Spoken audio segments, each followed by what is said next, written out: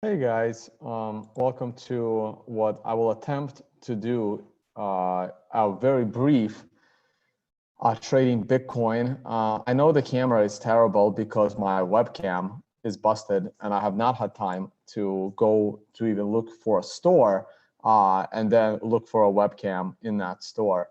So hopefully I'll get to that today. I do want to go out, I do want to buy a webcam. I have like 2 more months on the road and I have no actual webcam, just a computer camera. And it looks really, really bad and silly. And I'm staying in like nice apartments. So it's like, I'm like, damn, I could have stayed in like the crappiest little hotel if the camera wasn't going to work anyway. Anyway, all right. Let me go straight to screen share. And it's just a really busy morning this morning. I'm going to, don't expect me to reply to your tweets or messages because I don't have time to read them anymore. Like it's done. Organizing a conference is ridiculously difficult and unreasonably time consuming. Like you can spend an hour and change, dealing with a person's registration, right? That's what kind of is happening. So I took on the challenge of a conference and that's gonna take away a lot. I don't know if I'll be able to do streams as often now because I'm focusing on making a really good conference because I speak at so many conferences and I see so many things wrong with them that I want to start my own and get it right. So that's pretty much the plan. All right, let me do screen share. Speaking of conference,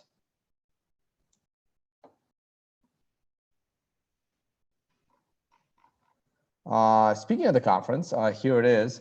Go to unconfiscatable.com. It's 24th to 26th of January. I'm still working on getting you better speakers and getting people to play in the poker game. These are all completely separate registrations. I just want to make sure of that. The poker registration is right here, right here. That's the poker registration. We lowered the number of seats available for sale because I need to reserve seats for people that I consider to be crypto celebrities because that's what you're paying to play with. And there is going to be cash prizes. Well, Bitcoin. Everything's denominated in Bitcoin, guys. My entire conference is denominated in Bitcoin. If the price of Bitcoin crashes, like I kind of expect it to do, and I don't hedge the ticket sales, I could be in trouble with the cost of the conference. So keep that in mind. Doug Polk, initially this conference was going to be one Bitcoin buy-in for the celebrities. So he was certainly going to make his one Bitcoin back from me. Well, actually, yeah, you're right. It was $10,000. But the conference is now, the poker tournament is now 0.1 Bitcoin to enter. So Doug Polk would actually have to finish in the top 2 in order to make that back.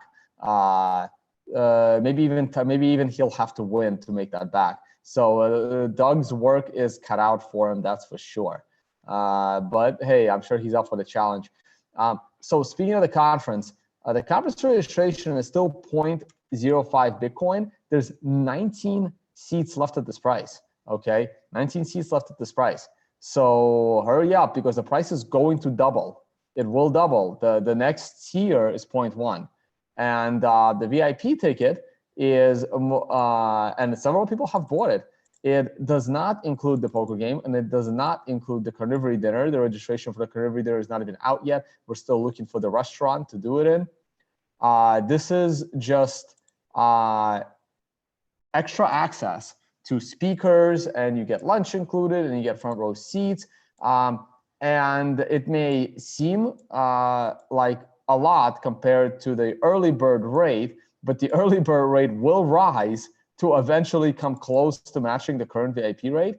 And this is actually for people that want to support my work and everything I've done up to this point. And the people that have registered said exactly that. We don't mind paying the VIP price to support what you've been doing over the years. So that's what it's really there for. You will have a lot more access. You'll have access to the speaker green room and stuff. And there's only a limited number of these because I don't want 100 people in the speaker green room. And I'm assuming the speakers will be there, and there'll be food there, there'll be some drinks there, things like that. All right, anyway, that's the conference and the workshops. Again, separate registrations. Click on these things and they'll take you to the person's respective registration site. If you click on this, wait, that didn't work, did it? I gotta fix that. This one works. So Jimmy's works. It takes you to Jimmy's site, and Tyler works. It takes you, Tyler and Leah, it takes you to their site. I gotta tell my web developer to, when you click on my picture, to take you to the Tone Vase workshops. I guess it wouldn't test my own links within the same website. That's where it's supposed to take you. And this is the one you want to register for. So in the registration menu, you just select your workshop and you select Las Vegas. Okay, this will probably be an advanced workshop. I have not had time to manage all that. Anyway, that's it for my workshops. And once again, if you guys like my work and want to support my work, I don't have time to, I'm not, look, if Roger wants to play in the poker game, he's welcome to register and come. I mean, it's, I'm not going to deny anybody's registration. Someone is asking me, thank you, Tom, for your question. Will Roger Veer be at the poker game? Am I going to personally invite him to the poker game? I don't know, probably not. If Roger wants to attend the conference, if Roger wants to play in the poker game, I mean, he's welcome. If, you know, Craig Wright wants to play in the poker game, they're welcome. I mean, their registration is as good as anybody else. I mean, I don't discriminate. If you sign up and you paid the 0.1 Bitcoin entry fee, you play. It's as simple as that. And I'm not going to restrict people what hats they can wear, what clothes they can wear. I'm not going to tell them what they can and can't say at a poker table. I mean, it's you want to sit at a poker table with a Bcash hat on and shill Bcash, that's perfectly fine. Like, that's not, I'm not going to restrict you from doing that. I'm not here to tell you what to do. Yeah, am I going to put him as a speaker at the conference? Probably not. Depends. It depends how, it depends, right? You know, like if you look at the conference speakers, oh yeah, if you guys want to support my work, please check out the affiliate page and the Amazon links. If you're going to do some shopping, please click on one of those and do your Amazon shopping. That also helps support the channel. Like, look at my speaker list, right? So as you can see, I don't have that many developers yet. All I have is Jimmy Sung and Peter Todd. But like my mission for this week and next week is to start reaching out to developers, because I want to have a lightning panel and I want to have a fungibility panel, privacy panel. Like, I want developers. So I'm going to try and reach out to the best developers that I know in order to put them there. And because at the moment, oh, an ugly old goat's in. Ugly old goat's in. We got a card for him. And he's in for the poker game too. We gotta have I'm gonna have to pick and choose, because there's like a lot of people playing this poker game, but only this many fit at the landing page. But what we're gonna do is, when you click on this link, we'll put a different graphic up here. We're working on it. We'll put the graphic of all of the celebrities that have agreed to play in the game, and so this way you know who you're playing with. Only 100 people maximum. I mean, it's that's how many tables will fit in that private room, and that's it. So, sorry, 100 players maximum, 10 tables maximum.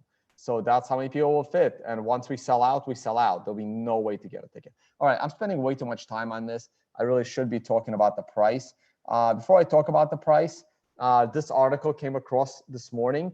Ethereum founder Vitalik Buterin says his creation can't succeed unless he takes a step back.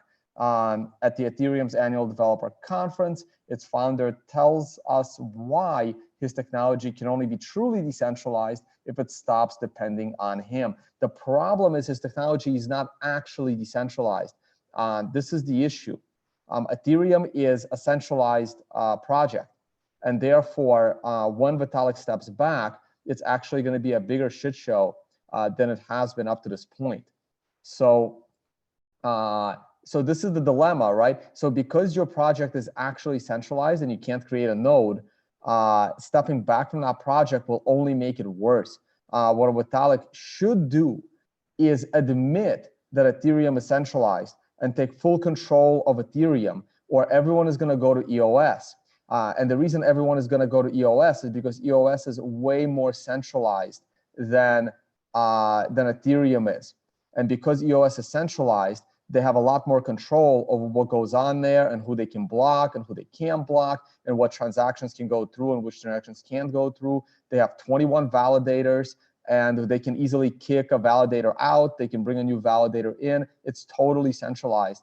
Don't let them bullshit you and tell you that it's not. But because EOS is a lot more centralized, it makes so much more sense for the scammy ICOs to be built on top of EOS, because there is, full centralization of the EOS platform, because none of these ICOs are themselves decentralized. And if some of them do need, the anonymity feature of transfer of the token, the last thing they need is a decentralized platform to do it on. They want a centralized platform to do it on because it makes it way more efficient.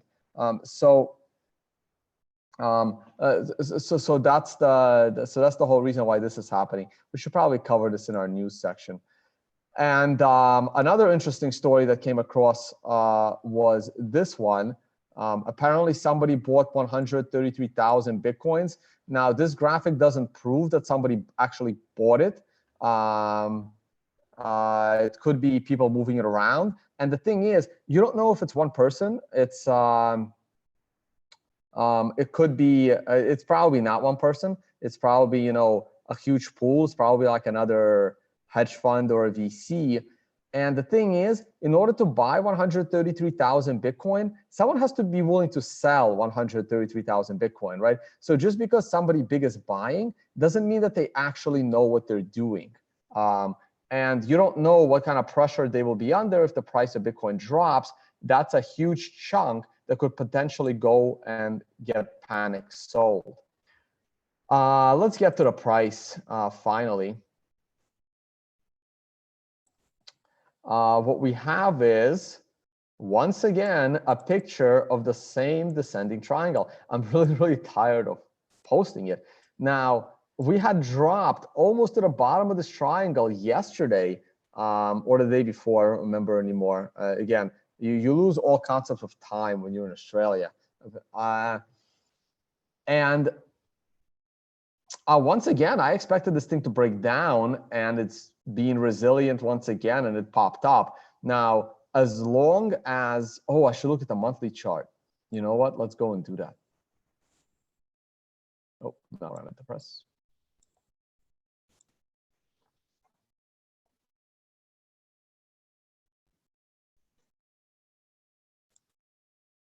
Oh, what happened now?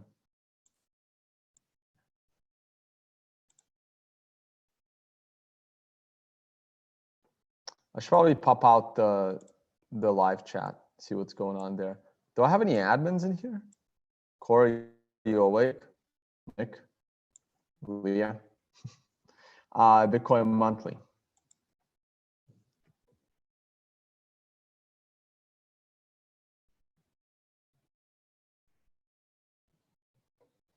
So I guess the good news is, well, I guess it depends on if you think it's good or bad. So right here, we closed the month lower than 6,388.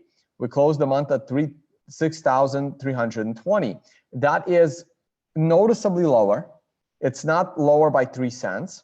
So the bottom trend, the bearish trend of the sequential is still intact. Also, the month of July is clearly higher than 1, 2, 3, 4 months earlier, right? Because the month of March closed at 69.25. The month of July closed at 77.25. That is a good, 15% higher. So you can't say that, hey, we only missed it by a few points, and therefore this could have easily been a 5, and that's a 6, and that's a 7, and that's an 8, and this is now a 9 candle for a potential reversal. You can't say that. This was the situation back in the day that really frustrated me a little bit, and it was right here. You see this red one? This is the index, right? Now the index called the top in 2011, like the sequential on the index, called the top in 2011 absolutely perfectly. Now, if you look at this time around, sure, this 9, it continued to go higher, and that's okay. But this one here, right? The close on this day, the close on for the month of August 2013, the close was $129.99 on the index. If you go back 1, 2, 3, 4 months, so that was $129.99, and this was $137.83. So the difference in the closing prices those 2 months on Bitcoin, it was literally $8. So there was an $8 difference in the close of the index that prevented this from being our green 6. And if that was a green 6, that's a green 7, that's a green 8. And guess what? The Bitcoin tops on a monthly 9 in November of 2013 at the high, right? Now, for example, if I go to the Mt. Gox chart, which was the dominant exchange at the time, Mt. Gox, Bitcoin Mt. Gox monthly. And this is important. This goes into the education understanding of the sequential system. Here's Mt. Gox. As you can see, Mt. Gox tops on a 9 at the November 2013 bubble.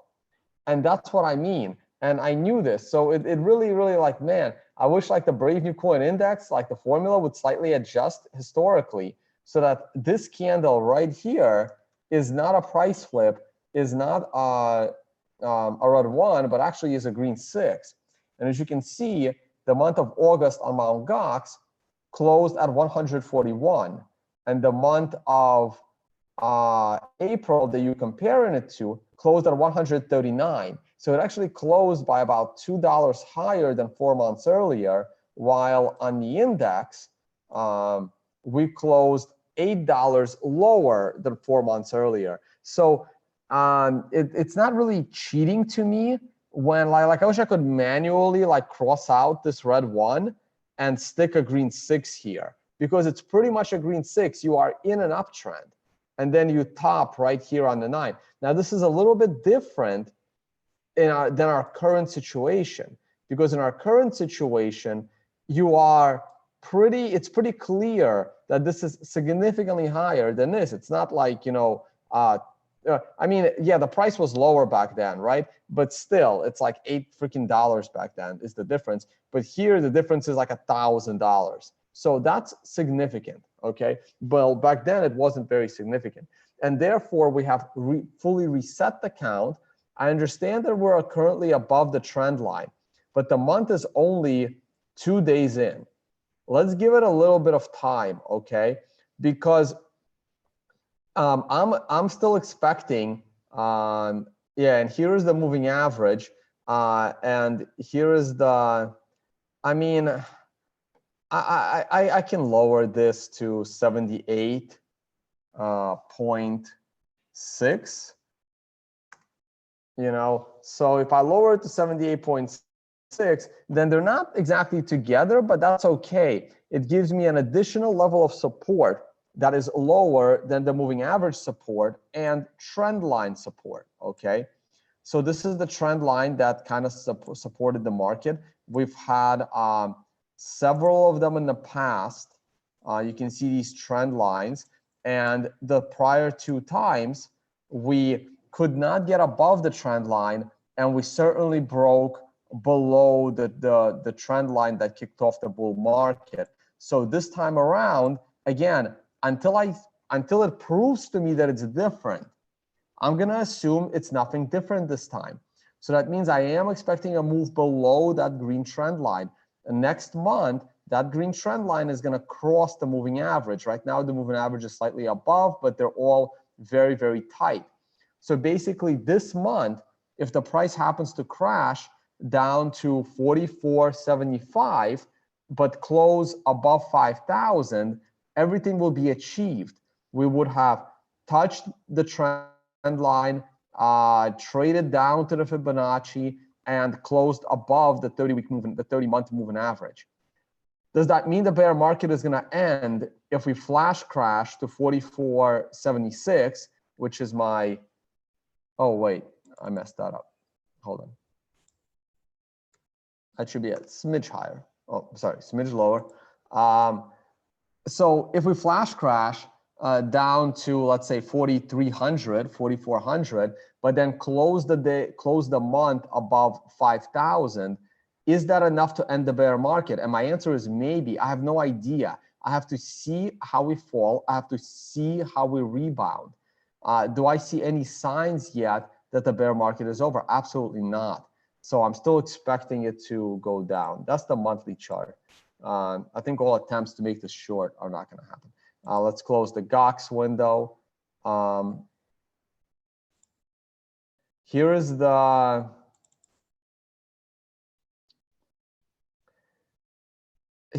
daily Bitstamp chart.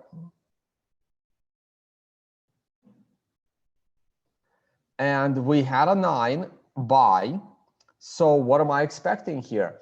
I am expecting a 1 to 4 day correction to the upside, and then most likely the reemergence of the downside. Okay, so I really thought that this would create a 9 somewhere down here, but we swiftly rebounded off the 8 candle. We made the 9 candle. So the big question is that people ask is, Tone, does this mean that we're going to have 1 to 4 more days of upside, with the current day being the first day of the 1 to 4 candle correction?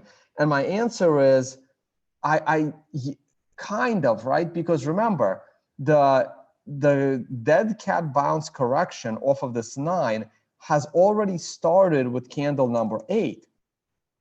So this being a 1 to 4 candle correction is still possible.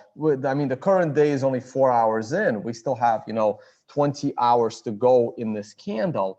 So are we going to have potentially 4 more days of upside? And the answer is maybe, because if we only have 1 more day of upside, you can certainly say, hey, the dead cat bounce lasted for 3 days because the bounce has already started. So they're not easy to time. Trading is hard. So I am still looking for down. Now, it can prove itself, right? Like, I never assume that a 9 is going to lead to a full-blown reversal into the opposite direction.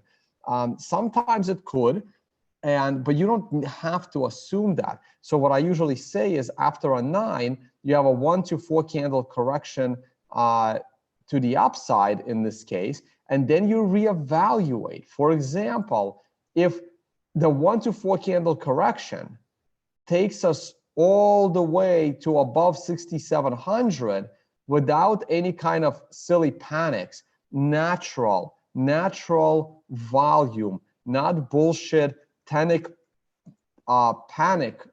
panic volume, real demand, not panicky demand to get into Bitcoin because they're sitting in a stupid asset. Then I can admit, hey, this 9 is not just a simple 1 to 4 candle correction and then down. This 9 is actually a legitimate reversal. For an example of when that's happened in the past, I'll show it to you. Or I can just go to, because I remember when it was. That was, actually, no, I don't remember when it was. It was definitely in the bull market phase. Let me drop the, I don't really need the volume.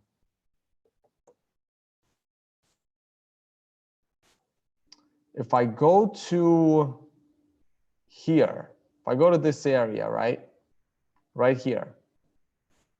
So I remember this very well. I remember it well because I was able to call the top perfectly at 3,000 because there was a 9 on a daily and a 9 on a weekly at the same time. So right here, we had a 9 at the low. And then we had a reversal candle on the 1. I called this bounce off the 9, but the weekly was on a red 4 or a red 3. I don't remember. The weekly was still saying 6 more weeks of downside, but this bounce off the 9, off the reversal candle, off trend line support was perfect.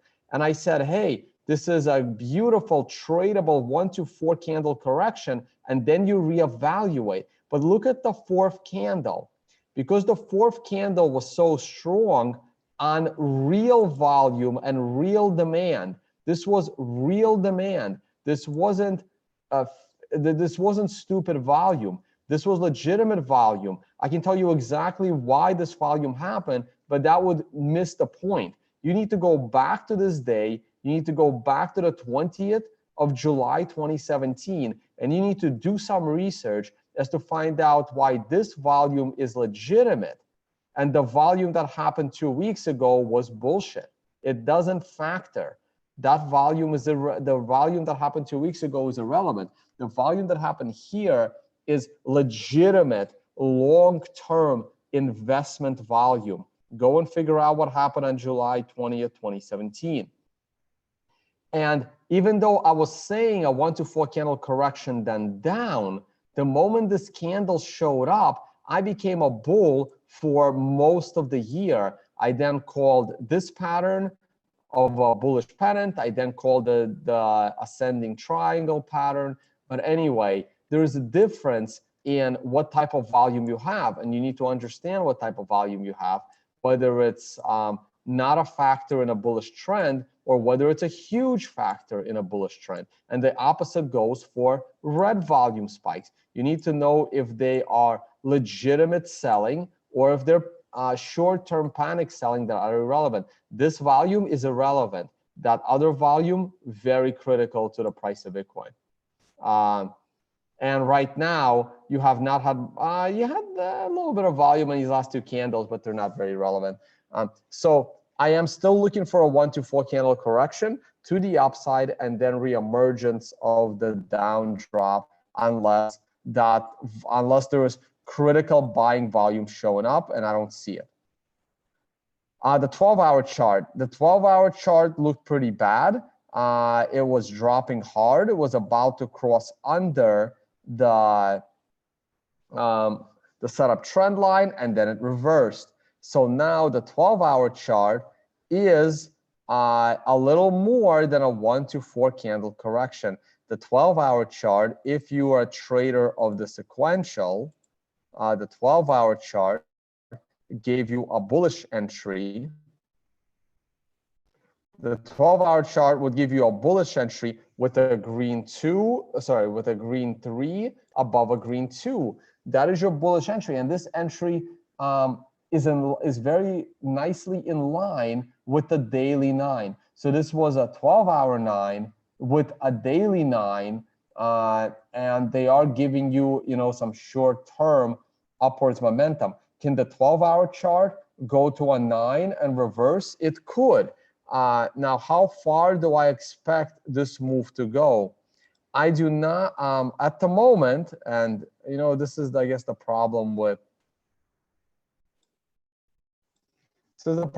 people, because what I'm going to say right now, I can change my mind in an hour, but as of right now, what am I expecting? I'm expecting this up move to last a little bit longer, but not too much longer. And then I expect it to turn back down, get back to this red line,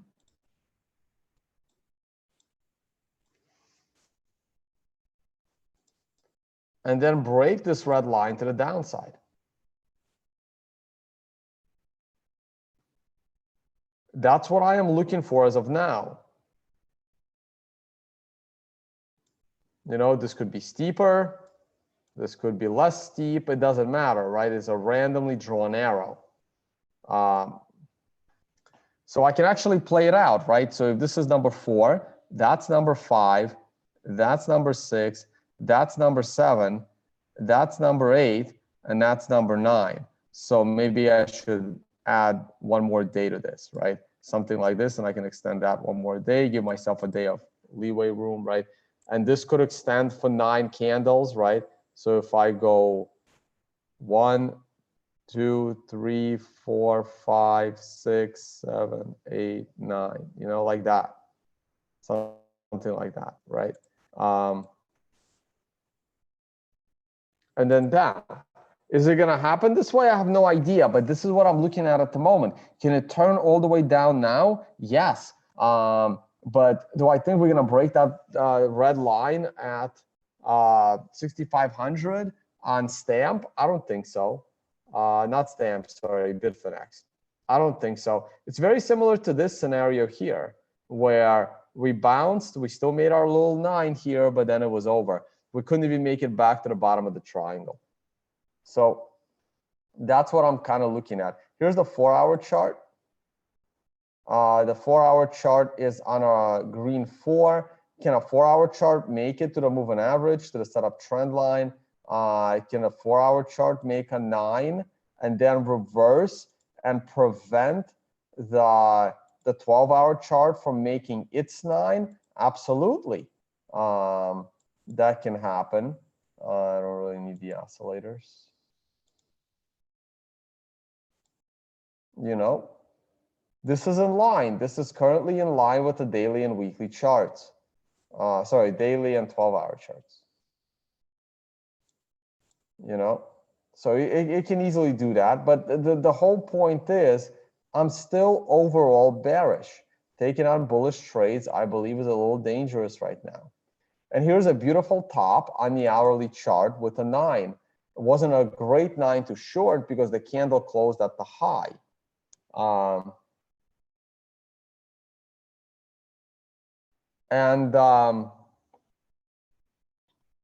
can answer your question, Crypto Magnet. Thank you for your tip.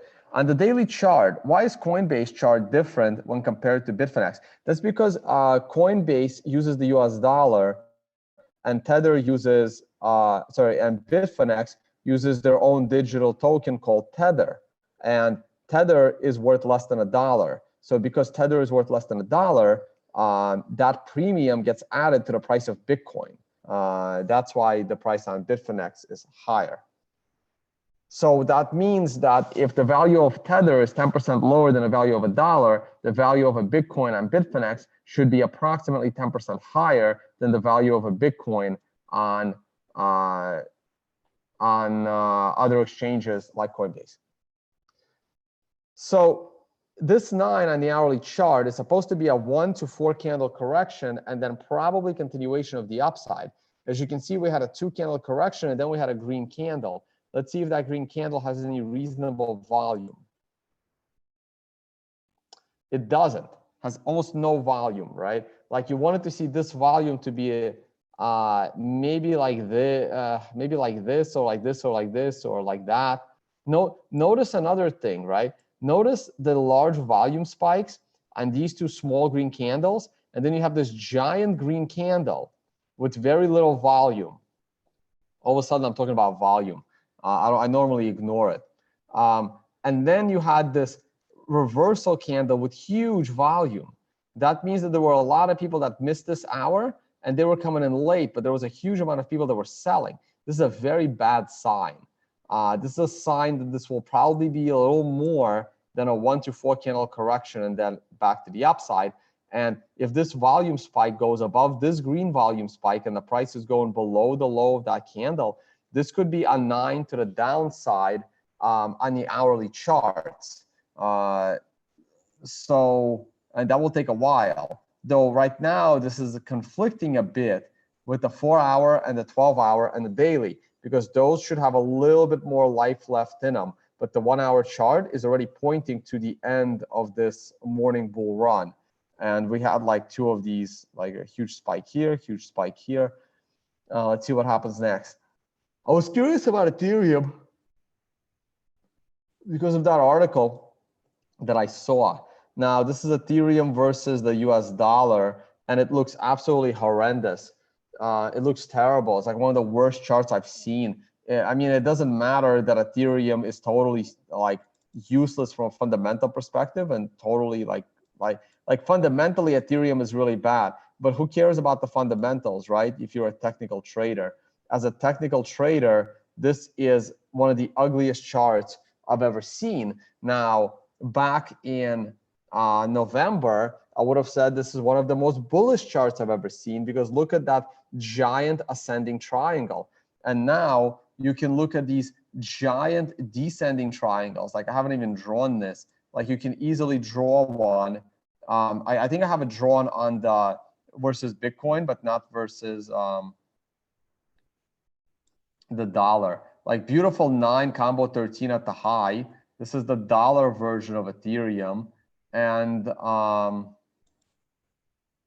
can kind of draw this really nasty descending triangle in the Ethereum chart.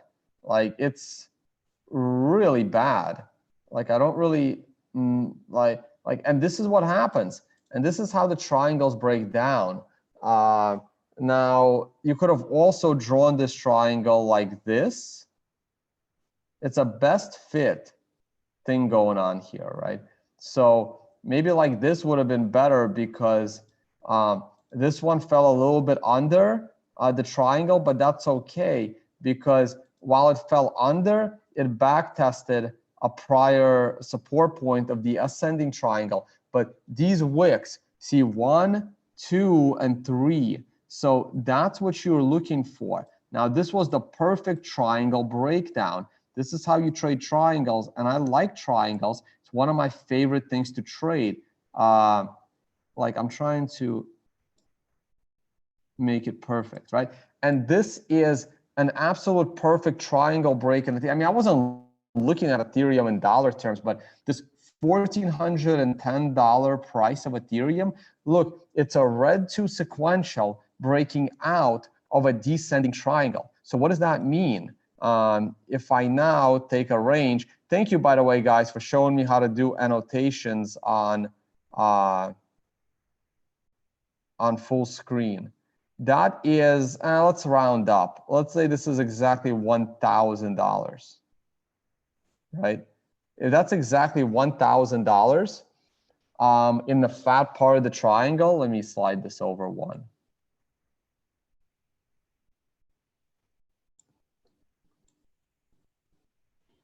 I want to make it exactly 1,000. There, $1,002. Like I don't know what to tell you, but if I flip this over, that's literally saying that Ethereum is going negative $500 or something, right? Because you can't fall $1,000 under this triangle, right? It's not mathematically possible because it's only at 500. So you can't actually fall 1,000, and you can't really fall 237% either, right? So I'm not sure where the bottom is of the target of the triangle. I mean, these things, I don't think these things were meant for assets that can go up 1,000%. So yeah, no, I know it should be done by percent, but I need to, we can do it in a downward direction, right? So let me do this. I'll flip it. There you go. I'm joking around, right? I can always flip it so that I can get like a percentage down, right? So it's really like this. So Ethereum fell approximately 70%. So let's look for another 70% correction of the top of the triangle, and that gives us our target. I mean, that's how you would really do it. I mean, it has to be mathematically possible, right? So here's the 70% line. So you are looking at a drop of Ethereum of $285 from that triangle. And we're almost there. We're more than halfway in. And this is itself a triangle. You know, again, we can adjust it slightly. And I'll do this so that it's visible, right? And this is a 33% correction for $96. So it's your call, right? So either you look for another 33% correction, which would put us there at 62, or I would look for a 96% correction from there, right? So it's up to you, really. As long as the first target is hit, you should definitely take your profit. So I don't see anything bullish on Ethereum. And this brings us back to the descending triangle on Bitcoin. And from a technical perspective, it doesn't look any different. So it doesn't matter. See, I am bullish on Bitcoin's fundamentals, but the technical picture is telling me to be bearish. I am bearish on Ethereum's fundamentals, and the technical picture is telling me to be absolutely very bearish, and I am absolutely very bearish. Now, these two green giant volume spikes, these people are going to panic the moment the price of Ethereum falls below $200 once again. Probably falls below 285. I expect them to panic. If I put, I don't normally do this. If I put volume profile on this, I don't even know where that is actually. I honestly don't. Where are the volume profiles?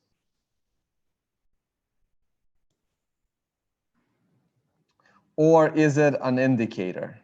I don't know. I don't use volume profiles, guys. I mean, I used to back in the day. No, this is just art tools. Okay, so it's got to be in here somewhere. Let me see. Maybe it's in my favorites. Volume.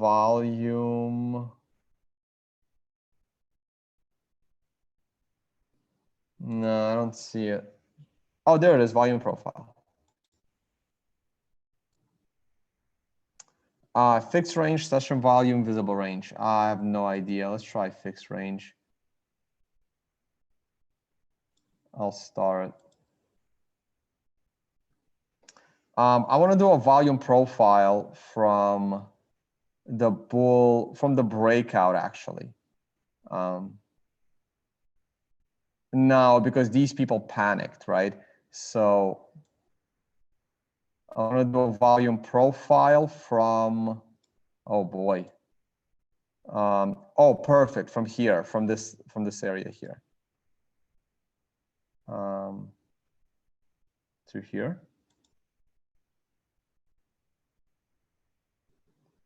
Oh, but I wanted it on the side of the chart. Yeah, I got to learn how to use the drawing tool. It's just not a tool I normally use.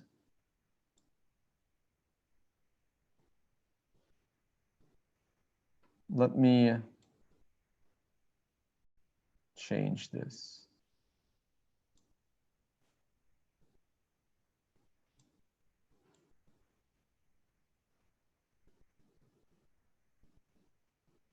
Oh, I could just do it this way, right? Yeah. So I want to do it from here. And I want to go to here.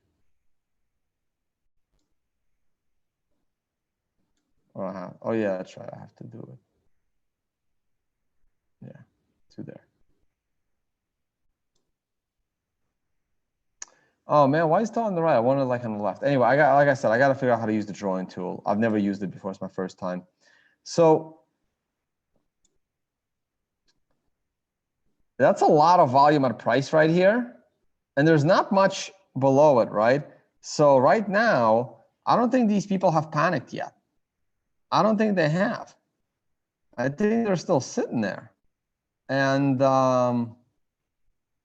assuming I drew this correctly. I know how to read the chart, not exactly sure how to draw the chart.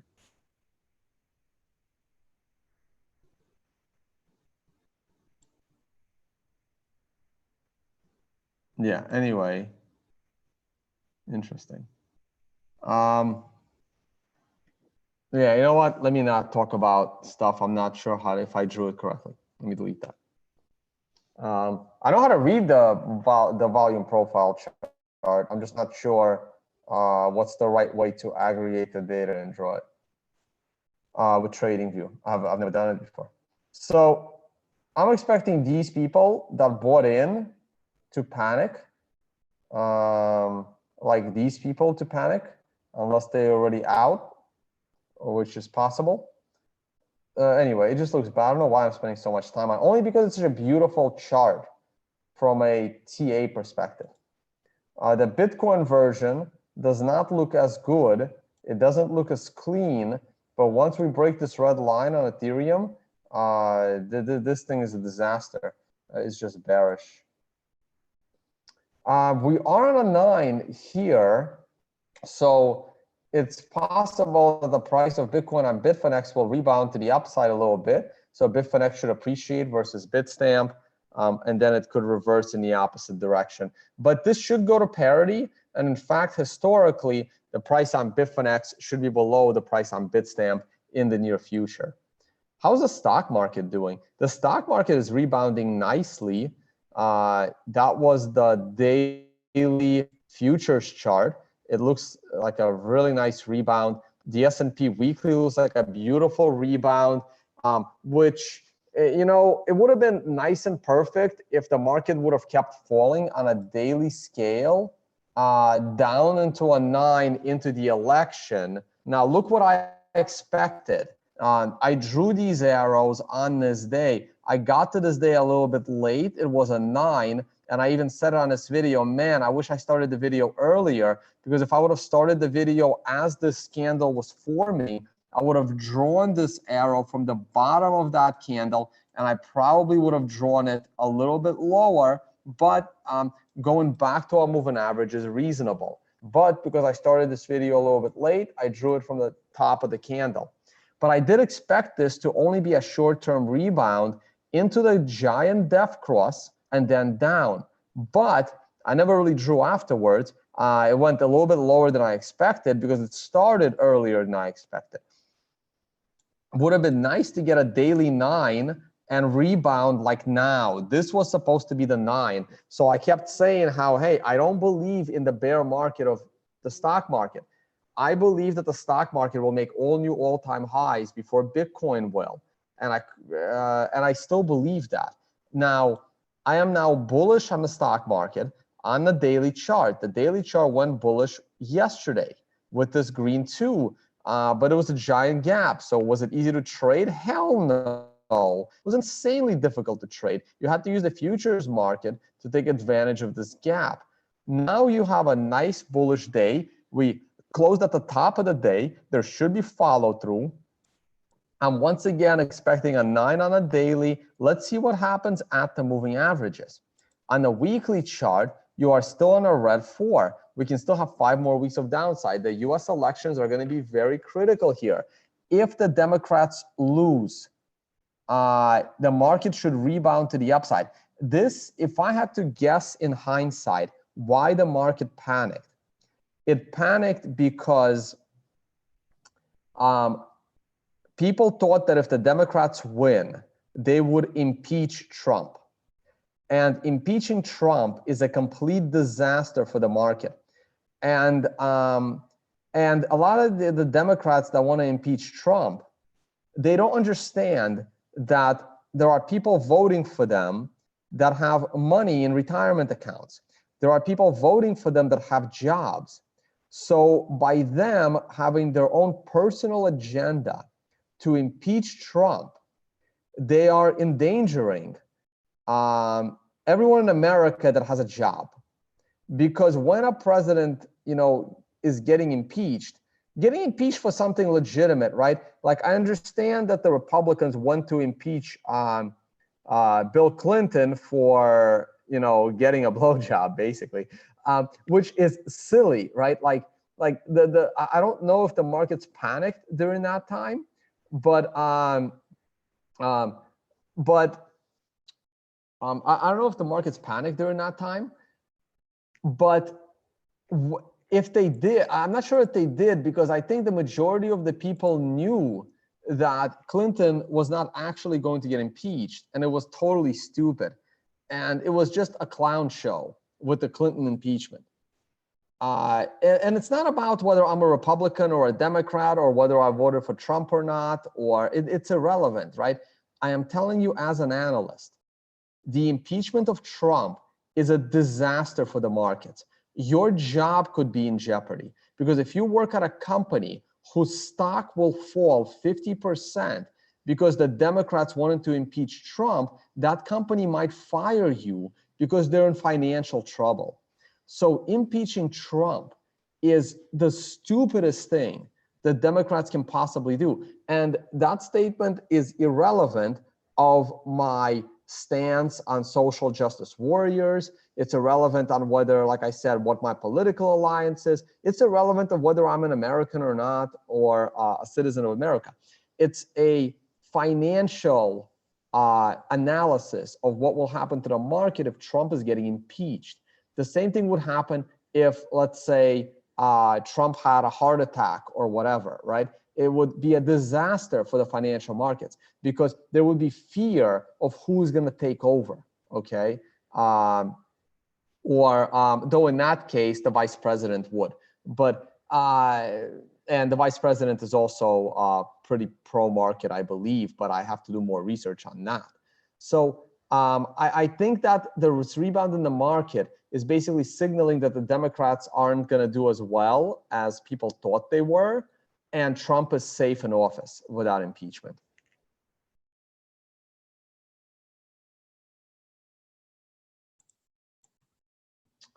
Okay, so I see a good comment. Thank you, KB. Tyler was saying that the markets like political gridlock. Unless yes, they do. Markets do like political gridlock, but markets like pro-private corporate policies better than political gridlocks. And that's what Trump has done. Like, Trump is better than a political gridlock for the market.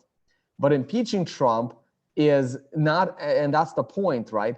A gridlock during Trump's impeachment is worse than Trump in office for the markets, because then Trump can't do his pro-corporate policies. So that's my view on the markets. I don't know if I want to go through the U.S. stocks. Let me see what questions you guys come up with. So while I do that, I get to shill my my poker tournament some more, and the Unconfiscatable conference. Please check out the Unconfiscatable conference, guys.